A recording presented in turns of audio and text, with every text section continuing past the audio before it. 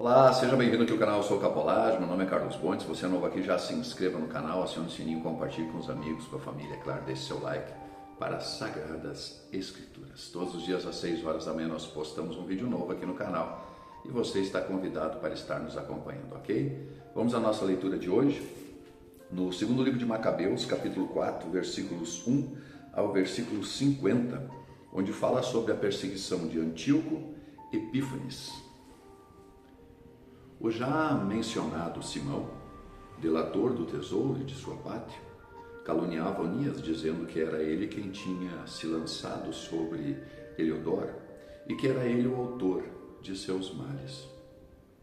Ousava chamar de inimigo do Estado o benfeitor da cidade, o defensor de seus concidadãos, o ardoroso observante das leis. O ódio foi tão longe que um dos partidários de Simão cometeu até mesmo assassinatos. Considerando o lado lamentável dessa questão e vendo o governador da Celecíria, Apolônio, filho de Menesteu, excitar a malícia de Simão, dirigiu-se Onias para junto do rei, não que ele tivesse a intenção de acusar seus concidadãos, mas para advertir acerca dos interesses públicos e privados de todo o seu povo. Via muito bem que, sem uma intervenção do rei, seria impossível restabelecer a paz e pôr termo aos desatinos de Simão. Após a morte de Seleuco e tendo subido ao trono Antíoco, chamado Epífanes, Jasão, irmão de Onias, usurpou fraudulentamente o cargo de sumo sacerdote. Em entrevista com o rei, ele lhe prometeu 360 talentos de prata e 80 talentos de outras rendas.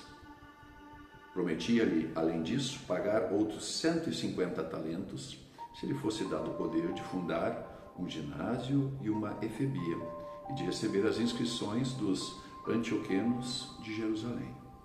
O rei consentiu.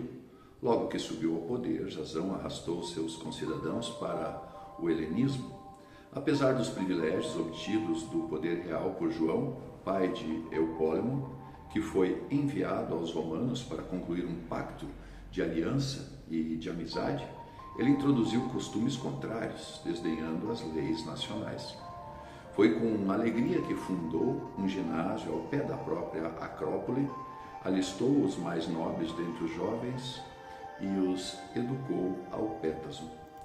Por causa da perversidade inaudita do ímpio Jasão, que não era de modo algum pontífice, obteve o helenismo tal êxito e os costumes pagãos uma atualidade tão crescente, que os sacerdotes descuidavam o serviço do altar, menosprezavam o templo, negligenciavam os sacrifícios, corriam fascinados pelo disco, a tomar parte na palestra e nos jogos proibidos.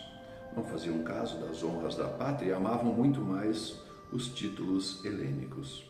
Foi por essa razão que logo uma atmosfera penosa o cercou, porque naqueles mesmos cuja forma de vida invejavam e a quem ambicionavam igualar-se em tudo, encontraram inimigos e os instrumentos para seu castigo. O seguinte fato mostrará que não foi fácil violar as leis divinas.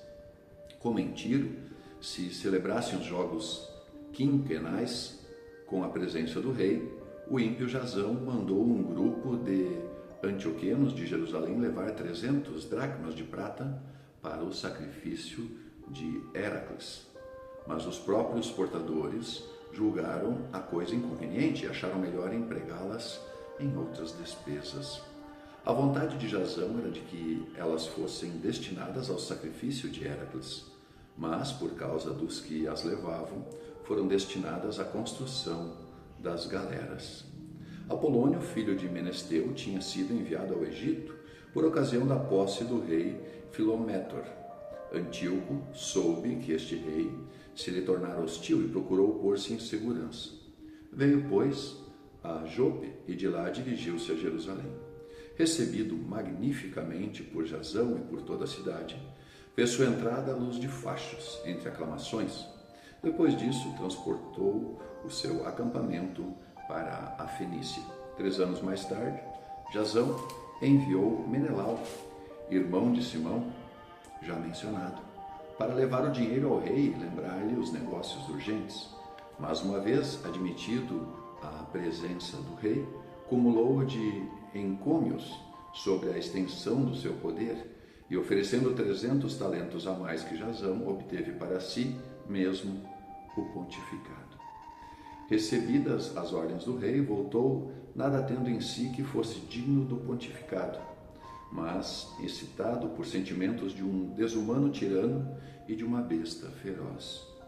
Desse modo, Jasão, que havia suplantado seu próprio irmão, suplantado por sua vez, viu-se forçado a exilar-se no país dos Amonitas. Quanto a Menelau, achava-se bem na posse da dignidade, mas não entregava de modo algum ao rei o dinheiro prometido, se bem que ele lhe fosse reclamado por Sóstrato, governador da Acrópole, encarregado das cobranças dos impostos. Por esse motivo, ambos foram chamados a comparecer diante do rei.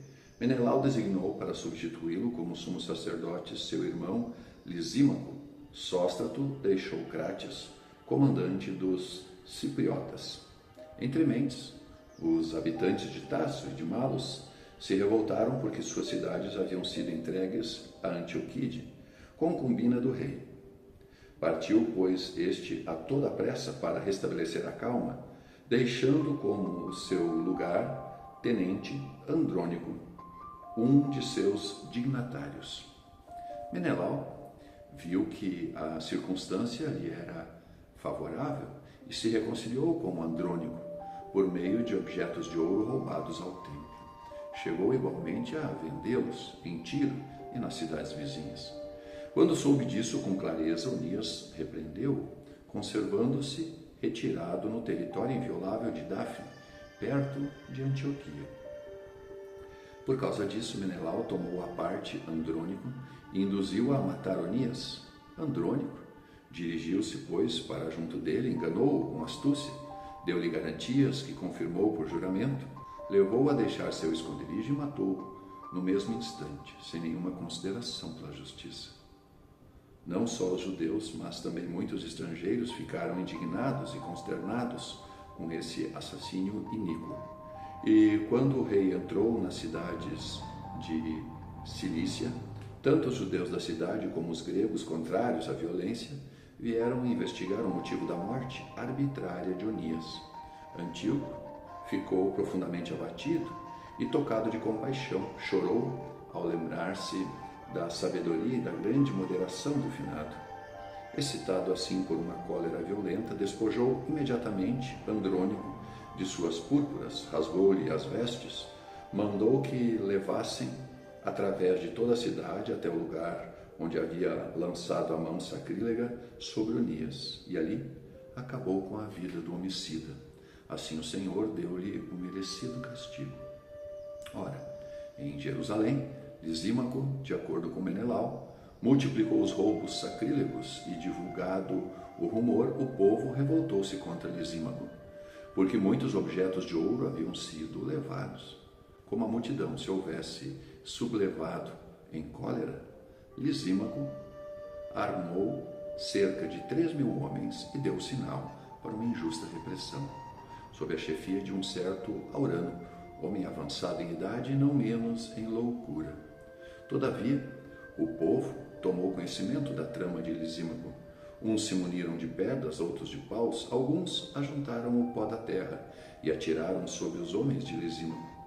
Desse modo, muitos foram os feridos, alguns mortos e os restantes postos em fuga. Quanto ao próprio sacrílego, mataram-no junto ao tesouro. Por todas essas desordens foi instaurado um processo contra Menelau. Quando o rei veio a Tiro, 3 enviados da Assembleia dos Anciãos sustentaram a acusação diante dele, mas Menelau, que se julgava já derrotado, prometeu grande soma de dinheiro a Ptolomeu, filho de Dorimeno, para que ele lhe granjeasse o favor do rei. Ptolomeu conduziu, pois, o rei para debaixo de um peristilo, como se fosse para tomar ar fresco, e fê-lo mudar de sentimento, de modo que Menelau, posto que responsável por todo o mal, foi considerado pelo rei inocente de todas as acusações que pesavam sobre ele e condenou à morte os infelizes que teriam sido julgados inocentes, mesmo se tivessem pleiteado diante dos citas. Assim, os que só tinham tomado a palavra para defender os interesses da cidade, do povo e dos objetos sagrados, sofreram essa pena injusta. Por isso, os próprios tírios ficaram de tal maneira encolerizados com esse crime, que subvencionaram magnificamente os gastos de suas sepulturas.